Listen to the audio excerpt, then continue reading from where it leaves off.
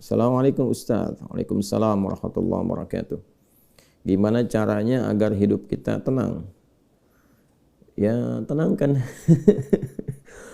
Gimana caranya agar hidup kita tenang? Tenangkan. Anda kenapa sampai nggak tenang? Gitu kan? Nggak tenang itu kan perkaranya bisa karena berbuat maksiat. Ya, orang berbuat maksiat, berbuat salah itu pasti nggak tenang. Atau karena, mohon maaf ya, terlalu banyak terbawa oleh urusan dunia.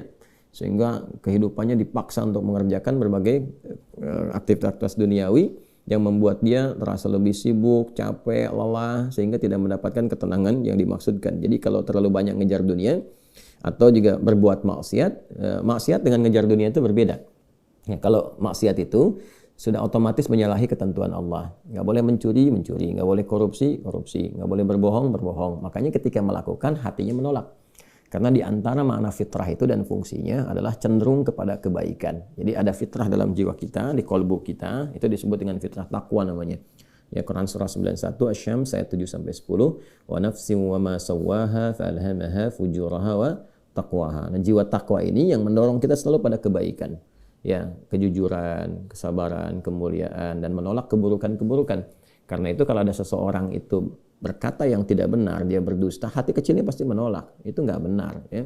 Ada orang mau mencuri, misalnya kan, atau korupsi misalnya, atau terfikir berbuat yang nggak bagus, hatinya pasti menolak. Ada gejolak dalam dirinya. Nah, itu yang membuat dirinya nggak tenang. Nah, yang kedua, bukan maksiat, tapi terlalu banyak mengejar dunia, sehingga lupa dengan urusan akhirat, lupa dengan ibadah. Ya, dia bekerja formal, benar, dia nggak menyalahi aturan, dia nggak korupsi, tapi dia berangkat dari gelap, pulang gelap lagi, menempuh perjalanan, kerja lagi, kena kemacetan. Nah, itu potensial akumulasi ini menimbulkan kepenatan, kegelisahan, capek, lelah, sehingga muncul pencarian-pencarian. Nah, itulah dunia. Itulah dunia. Walaupun saat dia mengerjakan itu, dia mengerjakan tidak dalam konteks bermaksiat, tapi karena terlampau lelah mengerjakan itu dan penat, nah, rohnya kan menuntut. Di tubuh kita kan ada 3 bagian. Ya, ada fisik di bagian luar, kemudian ada akal ya di pikiran, yang ketiga itu ada hati, ada jiwa spiritual. Masing-masing harus mendapatkan porsinya. Ya, ini kalau bagian tubuh luarnya aja yang makan, fisiknya yang makan, mengonsumsi, tidur, istirahat. Ya, kemudian akalnya nggak pernah dipakai, nggak pernah belajar, nggak pernah baca, nggak pernah apa. Ini akalnya juga bisa protes, tumpul, nggak nyaman. Ya, sebaliknya juga, kalau dia misalnya ya makan, minum, kerja, aktivitas, olahraga, akalnya dipakai, dia baca dan sebagainya, tapi rohnya nggak pernah diberikan porsinya. Dia nggak pernah ibadah, nggak pernah sholat, nggak pernah baca Quran dan sebagainya. Maka ini yang generator kehidupannya, ini sumber ketenangannya, maka tetap akan gelisah. Karena itu ditemukan betapa orang pintar, ya kan, kerja keras dan sebagainya, tapi ya rohnya nggak terisi, banyak yang bunuh diri. Ya, di Jepang terjadi, itu kan. Atau bahkan setidaknya ada orang-orang kaya yang sudah hebat, pinter-pinter, ya di akhir hidupnya apa yang dia kerjakan? Ya cuma datang terapi, nanam kangkung, nanam cabai gitu kan, datang ini untuk mencari ketenangan karena rohnya nggak terisi. Maka Islam alhamdulillah ya agama yang sangat komplit, memberikan pencerahan sekaligus arahan dan pedoman dalam berkehidupan. Fisiknya dituntun, pikirannya juga dimotivasi untuk terus ditingkatkan, pintar sampai ke level yang tertinggi, dan rohnya diberikan porsinya untuk menunaikan ibadah sehingga mendapatkan asupan-asupan menu bagi rohnya. Makanya di kita kan ada sholat, ada puasa, gitu kan? Nah, kemudian ada baca Quran, itu untuk kebutuhan rohiyah kita, untuk memberikan ketenangan. Lalu fisik dipandu, bagaimana cara makan, bagaimana cara beraktivitas, dari mulai bangun tidur sampai tidur lagi kan diatur. Ya, lalu pikiran turun ayat-ayat untuk menjadikan pikiran itu terlatih kuat, kan? Bahkan sampai ke level yang tinggi, jenius dan sebagainya. Turun ayat tentang Iqra, banyak baca, turun ayat tentang tadabbur, afala yanzuruna ilal ibili kaifa khuliqat afala yatadabbaruna al-Qur'an, turun ayat tentang riset, inna fi khalqis samawati wal ardi wa ikhtilafil laili wan nahari la ayatil ulil albab, kan? Dan seterusnya. Itu supaya semua terstimulus. Nah, jadi kalau ingin tenang, bagaimana cara hidupnya tenang? Seimbangkan 3 bagian tadi. Jadi pikiran kita dilatih supaya kuat, ya supaya tajam dalam berpikir dan mengarahkan bagian tubuh kita untuk bertindak secara benar. Tubuh ini dilatih ya dengan berolahraga, makan yang benar. Ayat-ayatnya banyak sekali. Ya ayyuhan nasu kulu mimma fil ardi halalan thayyibah. Hai orang-orang, hai manusia semuanya, hai orang-orang, hai manusia, silahkan engkau makan sesuai dengan porsi kebutuhan dari yang halal, sumber yang halal, cari yang menyehatkan. Itu di Al-Baqarah 168. Nah, kalau sudah sehat, tubuhnya sehat, dipakai aktivitas, olahraga. Kan banyak hadis-hadis tentang olahraga itu. Alimu auladakum bisibahati warnimaya, kata Nabi, ajarkan anak-anakmu olahraga berenang, atau dengan melentar, atau dengan memanah, atau dengan berkuda. Itu contoh-contoh yang real di era Nabi, yang kiranya bisa menyehatkan. Atau kita riset misalnya olahraga apa yang kira-kira menyehatkan, ya, yang senafas dengan tadi jenisnya. Jenisnya bisa berbeda setiap zamannya. Di zaman Nabi nggak ditemukan misalnya olahraga futsal, basket, misalkan bola, apalagi jenis-jenis yang sekarang ada banyak atletik dan sebagainya. Tapi kan kita bisa meriset. Oh, ini renang ini apa saja nih manfaat-manfaatnya? Apa nanti olahraga sejenis yang kira-kira yang sama yang bisa dipraktekkan kekinian, atau olahraga yang berbeda tapi manfaatnya sama, melatih otot ini, menyehatkan yang ini, silahkan walaupun jenisnya nggak sama di era Nabi. Era Nabi misalnya dengan memanah, era sekarang misalnya dengan olahraga menembak gitu kan, sah-sah saja silahkan. Yang penting konsentrasinya sama walaupun dengan alat atau perangkat yang berbeda. Ya nanti kalau ingin dilatih lagi dengan panahan ya nggak ada masalah. Jangan disimpulkan begini kalau kalau panahan sunnah, kalau menembak misalnya bid'ah, nah itu sempit dalam berpikirnya. Ya, dan Nabi pun kan visioner. Di zaman Nabi mengatakan ajarkan anak-anakmu berenang. Berenang di mana? Di padang pasir. Ya kan? Kan tidak mudah mendapatkan tempat renang, ya kan? Nah, tapi kita tarik ke sekarang kan itu visi yang panjang. Kalau di riset, di berenang ini adalah olahraga yang menyehatkan otot ini, otot itu, untuk cedera, untuk saraf kejepit, untuk macam-macam misalnya. Nah, itu sesuatu yang bisa kita riset, lalu kita bisa keluarkan jenis-jenis baru yang mengambil dari manfaat itu. Itulah riset. Itulah riset. Nah, terkait dengan ketenangan ini, apa amalan pokoknya? Karena ketenangan bagian dari pikiran yang disupport oleh keadaan jiwa. Ya, intinya di kolbu. Ketenangan itu intinya di kolbu. Jadi kalau kolbunya nggak tenang, hatinya nggak nyaman, hatinya nggak tenang, itu kebawa ke pikiran. Makanya orang-orang yang kena penyakit hati, sekalipun dia sehat tubuhnya, ya jenius otaknya, tapi kena penyakit hati. Dia kena penyakit iri. Ya, iri kan iri hati. Saya belum pernah dengar iri akal, iri pikiran, ya, atau iri mata, ya, iri kaki, iri tangan, nggak ada. Yang ada iri hati. Ya, dengki misalnya, ria, itu penyakit hati semua. Makanya orang dengki, orang hasad itu pasti hidupnya nggak tenang. Ya, orang berilmu, tapi dia kena penyakit hati, iri kepada orang berilmu yang lain, itu nggak tenang hidupnya. Ya kan?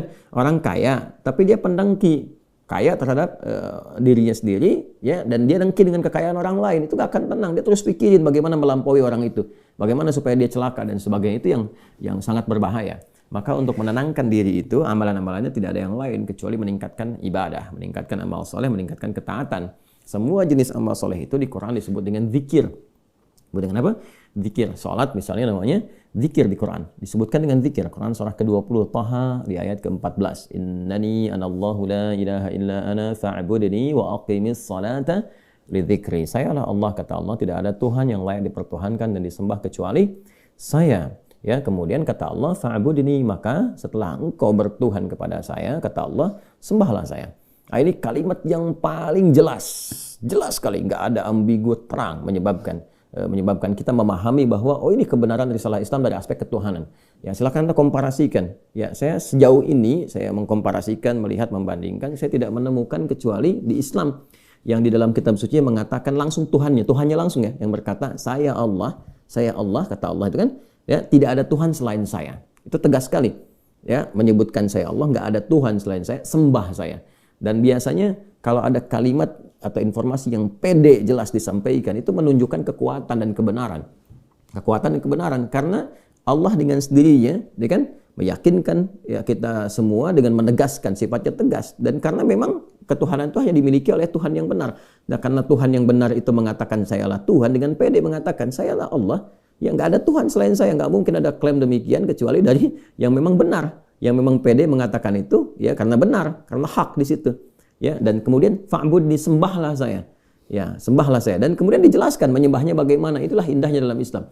Tauhidnya diatur, ya, tentang Tuhannya. Dan kalau Anda misalnya begini, saya logikakan sederhana, ya. Orang-orang kan kalau nggak pakar, nggak punya kemampuan atau nggak sesuai dengan kualifikasinya, nggak mungkin mengatakan itu kan. Ya, ada orang mengatakan misalnya saya adalah pesilat. Mana yang mau bertarung misalnya kan, atau beruji tanding dengan saya. Kalau dia bukan pesilat, nggak mungkin dia bisa mengatakan itu. Ternyata dia bukan pesilat misalnya kan, dia cuma pesilat lidah gitu kan, bukan pesilat tangguh, dan nggak mungkin dia pede mengatakan demikian. Ya, sayalah ahli kungfu misalnya kan, silahkan ada yang ingin tanding mengetes di kungfu. Kalau dia bukan ahli kungfu nggak mungkin mengatakan demikian. Nah, ini Allah mengatakan dengan jelas, sayalah Allah, nggak ada Tuhan selain saya, sembah saya. Nah, bisa nggak ditemukan misalnya dimanapun tuh, termasuk di kitab-kitab yang disucikan, temukan. Ada nggak Tuhan yang mengatakan sayalah Tuhan, ya kan? Disebut namanya, sembah saya. Kalimat itu temukan. Ya, di Quran jelas. Kemudian fa'budni, sembah saya, wa aqimis shalah, dan tunaikan salat. Cara menyembah saya itu dengan menunaikan salat. Dan diatur. Ini indahnya dalam Islam tuh. Ya. Kemudian ditegaskan, saya Allah, saya Tuhan. Kemudian nggak ada Tuhan selain saya, kata Allah. Kemudian sembah saya. Cara menyembahnya pun diatur. Namanya salat. Cara mengerjakannya begini. Ya, lalu ditunjuk, diutuslah Nabi Muhammad SAW untuk mengajarkan dari awal sampai akhir, dari gerakan sampai bacaan, dari mulai hukumnya diajarkan, ya, dari cara menghadap ke arah mana, kemudian bagaimana caranya, ya, dari mulai berwudunya bahkan sampai dengan selesainya. Ya, ini menunjukkan bahwa risalah agama ini benar. Nggak mungkin kan diada-adakan demikian. Gimana cara bisa merekayasa seperti itu terjadi? Nggak mungkin. Ya, ini dari awal sampai akhir dan nggak ada kreativitas di situ. Nggak ada kreativitas dan semua sama. Ya, orang Arab demikian, yang bukan Arab demikian. Ya, jadi nggak ada ceritanya misalnya di Arab pakai bahasa Arab, di Indonesia pakai bahasa Indonesia. Ya, di Indonesia, di Sumatera pakai bahasa Sumatera misalnya, atau di Jawa pakai bahasa Jawa. Tidak. Ya, Quran mau dimanapun pakai bahasa Arab. Salat dengan cara yang sama, menghadap tempat yang sama. Tapi terkait dengan pertanyaan ini, teruskan ayatnya. Wa aqimis sholata lidzikri. Tunaikan salat kepadaku, kan, sebagai zikir. Jadi salat itu disebut dengan zikir. Berdoa juga zikir. Ya, doa juga zikir. Quran surah ke-7 ayat 205. Wadhkur rabbaka fi nafsika tadarruan wa khifatan wa dunal jahri minal qaul, dan berzikirlah, berdoalah maksudnya. Zikir ini doa. Ya, berdoalah, mohon dengan sepenuh jiwamu, dengan ketenangan, gitu kan? Mintakan kepada Allah dengan penuh ketenangan. Dan mohon dengan kekhusyuan, mohon dengan penuh harap supaya dikabulkan. Nah, silakan cek, bukankah saat berdoa itu ada ketenangan? Anda punya masalah, alih-alih Anda curhat di media sosial, gitu kan? Nah, kemudian Anda arahkan untuk berdoa dengan cara yang benar, Anda ke kiblat, wudu, minta dengan khusyuk. Bukankah saat berdoa tenang? Ya kan? Bukankah saat sholat itu Anda lebih tenang? Ya kan? Bukankah saat Anda baca Quran lebih tenang? Nah, baca Quran itu disebut dengan zikir, karena Qurannya disebut zikir. Quran surah ke-15 ayat 9. Inna nahnu nazzalna dzikra wa inna lahu lahafidhun. Kami telah turunkan Al-Quran sebagai zikir. Nah, Anda itu kalau baca Quran kan lebih tenang. Apalagi kadang terjadi begini, sedang punya masalah, terus kita buka mushaf, random acak tuh dibuka begini, tiba-tiba ayatnya sesuai dengan masalah kita. Gitu. Nah, baru baca aja udah tenang keadaan jiwanya. Ya, udah menyebut nama Allah baru bismillahirrahmanirrahim, sudah tenang. Ya, Quran surah ke-8 ayat kedua, innamal mu'minuna alladzina idza dzukirallahu wajilat qulubuhum wa idza tuliyat 'alaihim ayatuhu zadatuhum imanan wa 'ala rabbihim yatawakkalun. Ciri orang beriman itu kalau disebutkan nama Allah ada getaran konfirmasi di jiwanya, dan kalau dibacakan kepada ayat-ayat Allah bertambah keimanan. Iman itu kan sumber ketenangan. Ya, makanya iman itu berasal dari kata al-aman. Ulaika lahumul amnu, kan? Ya, alladzina amanu wa lam yalbisu imanahum bidzulmin, ya ulaika lahumul amnu, orang-orang yang beriman itu kata Al-Qur'an, dan kalau imannya benar, maka akan mendapatkan ketenangan dalam jiwanya. Nah, ini kalau dibacakan Quran ada ketenangan dalam diri kita. Kita dengar orang lain baca Quran aja udah tenang, apalagi kita baca sendiri, ya kan? Apalagi misalnya zikir, ya, zikir. Pas salat kita berzikir, kan amalannya disebut zikir, itu membuat kita tenang. Subhanallah, alhamdulillah, Allahumma antas salam, istighfar. Quran surah ke-4 An-Nisa ayat 103. Fa idza qadaytumus salata fadhkurullaha qiyaman wa qu'udan wa 'ala junubikum. Kalau Anda telah tuntas mengerjakan salat, maka berzikirlah. Ya, subhanallah, alhamdulillah, Allahu akbar, Allahumma antas salam, ya, dari astagfirullah dulu awalnya, kan? Nah, itu membuat diri kita lebih tenang, lebih nyaman. Nah, itu semua amalan tadi disebut dengan zikir. Karena itu disimpulkan dari Quran surah ke-13 Ar-Ra'd di ayat ke-28 ketika Allah berfirman, ala bi dzikrillahi tatma'innul qulub. Yakinkan pada dirimu. Ala itu harfu taukid, bukan hanya ikhbar. Huruf untuk menginformasikan sekaligus menguatkan informasi yang disampaikan. Saya tegaskannya, kata Allah, yakinkan pada dirimu dengan meningkatkan zikir kepada Allah, maka akan cenderung berdampak tenang kepada jiwa. Nah, jadi kalau Anda ingin tenang, saya ingin tenang, kita ingin tenang, gampangnya tingkatkan zikir. Zikir itu bentuknya ibadah, baik dengan ibadah fisik seperti sholat, baca Al-Quran, atau ibadah harta dengan bersedekah misalnya, ya, zakat itu kewajiban, infak itu tambahkan. Kalau ingin tenang, cobalah pagi-pagi cari orang-orang yang berhak mendapatkan itu sesuai dengan kualifikasi yang disampaikan Al-Quran dan hadis, jalan, temui, bersedekah, nggak usah banyak dipamerkan, ya, macam-macam bersedekah, sampaikan dengan tulus. Nanti Anda akan mendengar orang itu berkata, terima kasih Pak, semoga Bapak disehatkan, keluarga juga dilancarkan rezekinya, dijaga oleh Allah kemuliaannya. Oh, itu mahal sekali. Padahal yang dikeluarkan mungkin 5.000, 10.000, tapi bagi orang-orang tertentu itu sangat berharga dan melahirkan doa yang dengan doa itu mengguncang aras dan memberikan ketenangan kepada jiwa. Ya kan? Wallahu ta'ala a'lam bis-shawab.